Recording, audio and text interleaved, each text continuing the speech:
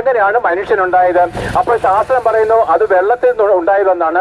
ആദ്യം അമീബ ഉണ്ടായി, പിന്നെ അതിൽ നിന്ന് രൂപാന്തരം ചെയ്ത് കുരങ്ങ് വന്നു, കുരങ്ങളുടെ രൂപാന്തരം ചെയ്ത് മനുഷ്യനുണ്ടായി. നോക്ക് പ്രിയപ്പെട്ട, മനുഷ്യന്റെ ബുദ്ധിമണ്ഡലങ്ങൾ എത്രയോ വ്യർത്ഥമാണ്.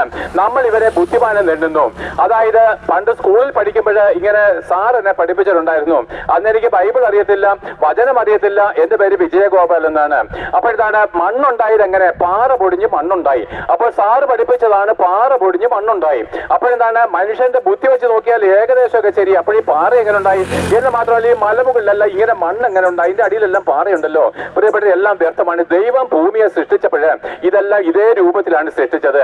അപ്പോൾ നോക്ക് പിന്നെ, അല്ലെങ്കിൽ ഞാൻ പറയാം, ഞാൻ ഇന്നത്തെ ശാസ്ത്രജ്ഞന്മാരെക്കാളും വലിയൊരു ശാസ്ത്രജ്ഞനായിരുന്നു എന്ന് 4 വയസ്സുള്ളപ്പോൾ ഞാൻ എന്റെ വീട്ടിലിരുന്ന് എന്റെ അപ്പനും എന്റെ ജ്യേഷ്ഠനും എന്റെ ബന്ധുക്കളും ഒക്കെ ചിരിക്കുമായിരുന്നു എന്റെ തമാശ കേട്ട്. എന്താണെന്നറിയാ പറഞ്ഞത്? അപ്പോൾ ഇതൊക്കെ ഞാൻ അന്നോട്ടെ ചിന്തിക്കും. അപ്പൊ ഞാൻ പറഞ്ഞു, ഈ കടലുണ്ടായത് എങ്ങനെയാണെന്ന് നിങ്ങൾക്ക് അറിയാമെന്ന് ചോദിച്ചു. ഞാൻ പറഞ്ഞു, ശാസ്ത്രത്തിന്റെ പോഷത്വമാണ്. ഒരു 4 വയസ്സുള്ള കുഞ്ഞ് പറഞ്ഞത് സത്യമാണെങ്കിൽ ശാസ്ത്രം പറഞ്ഞു സത്യമാണ്. അപ്പോൾ അന്ന് ഞാൻ കടൽ കണ്ടിട്ടില്ല.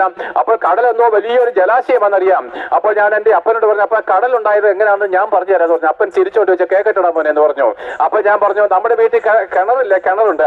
ഈ കിണർ ഇടിഞ്ഞിടിഞ്ഞിട്ട് അത് കുളമായിട്ട് തീരും. കിണറിന്റെ വക്കൊക്കെ ഇടിഞ്ഞ്, അപ്പോൾ ഞങ്ങളുടെ ഒരു പഴയ കിണറായതുകൊണ്ട് എന്റെ വക്കൊക്കെ ഇടിഞ്ഞ് അല്പം വിശാലമായിട്ട് തീർന്നു. അപ്പോൾ ഞാൻ പറഞ്ഞു, ഈ കിണറിന്റെ സൈഡൊക്കെ ഇടിഞ്ഞിടിഞ്ഞ് അതൊരു കുളമായിട്ട് തീരും. എന്നിട്ട് കുറെ കാലം കഴിയുമ്പോഴാണ് കുളം ഇടിഞ്ഞിടിഞ്ഞ് കുളത്തിന്റെ വക്കെല്ലാം ഇടിഞ്ഞ് അതൊരു കായലായിട്ട് തീരും. കായൽ ഞാൻ കണ്ടിട്ടില്ല, കടലും കണ്ടിട്ടില്ല. പക്ഷെ എന്റെ ബുദ്ധി പറയാണ്. അപ്പോൾ പിന്നെ കുറച്ച് നാൾ കഴിയുമ്പോൾ കായലിന്റെ തീരമൊക്കെ ഇടിഞ്ഞിടിഞ്ഞ് കടലായിട്ട് തീരും. നോക്ക് പ്രിയപ്പെട്ട, ശാസ്ത്രം വേണമെങ്കിൽ അതും പഠിപ്പിക്കുന്നത്. അത്ര പോഷത്വമാണ് ശാസ്ത്രം പഠിപ്പിക്കുന്നത്.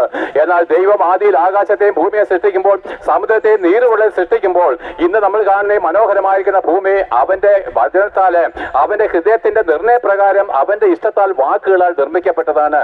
അതേ ആകാശത്തെയും ഭൂമിയെ സൃഷ്ടിച്ച ദൈവത്തെ പറ്റി ഞങ്ങൾ പറയുന്നു. പ്രിയപ്പെട്ട, ദൈവം ആകാശത്തെയും ഭൂമിയെ സൃഷ്ടിച്ചവനാണ്. ഇന്നലെ ഉണ്ടായവൻ ദൈവമല്ല, നാളെ നശിച്ചു പോകുന്നവരും ദൈവമല്ല. അനാദി കാലം മുതൽ ആകാശവും ഭൂമിയും ഉണ്ടാകുന്നതിന് മുമ്പേ ഉള്ളവനും, അതായത് സൂര്യൻ ഉണ്ടായതിനു ശേഷമാണ് കാലം ഉണ്ടായത്.